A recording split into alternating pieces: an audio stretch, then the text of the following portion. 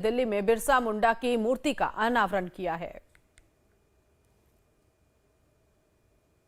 ये तस्वीर इस वक्त आप देख सकते हैं। दिल्ली में मूर्ति का अनावरण किया गया। बिरसा मुंडा की जयंती के मौके पर गृह मंत्री अमित शाह ने मूर्ति का अनावरण किया है। बिरसा मुंडा आजादी के महानायकों में से एक। उस जमाने में 1875 में इतनी कम आयु के बच्चे ने अपनी सेकेंडरी शिक्षा लेते लेते धर्मांतरण के खिलाफ आवाज उठाने का काम किया था। जब पूरे देश पर और 2/3 दुनिया पर अंग्रेजों का शासन था, ऐसा कहते हैं कि अंग्रेज की महारानी का सूर्य उस वक्त कभी डूबता नहीं था। उस वक्त मक्कमता के साथ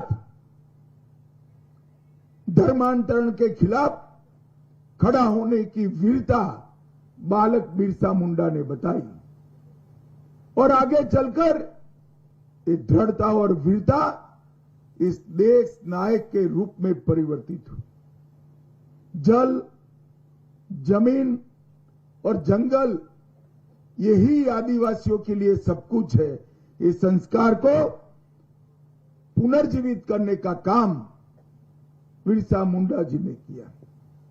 उस वक्त जनजातीय समाज में ढेर सारी जागरूकता लाए, मदिरापान का विरोध किया, जमींदारों की शोषणयुक्त व्यवस्था का विरोध किया और ब्रिटिश राज का भी विरोध करने का काम किया।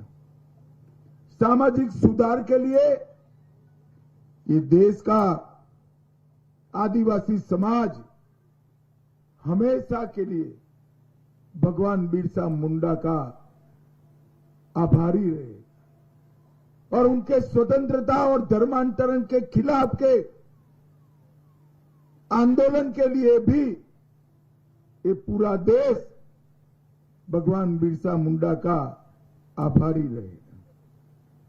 मुझे अभी अभी हमारे एलजी साहब ने बताया ये 30 एकड़ भूमि में ये बांसेरा जो बसाया है, एक जमाने में यहां कूड़े का ढग हुआ करता था और आज यहां लाखों की संख्या में पक्षी आते हैं और आज कुदरती ये परिवर्तन जब कोई सरकार मन में जन कल्याण और समाज का कल्याण लेकर निकलती है तब कैसे होता है, इसका एक आइडियल एग्जाम्पल है। हम भगवान बिरसा मुंडा के जीवन को, धरती आबा के जीवन को 2 हिस्सों में बांटकर देख सकते हैं। एक आदिवासी संस्कृति की रक्षा, इसके प्रति प्रतिबद्धता और दूसरा मातृभूमि की आजादी के लिए, इसकी रक्षा के लिए सर्वोच्च बलिदान देने का जज्बा। ये दोनों क्षेत्रों में 25 साल की आयु क्या होती है?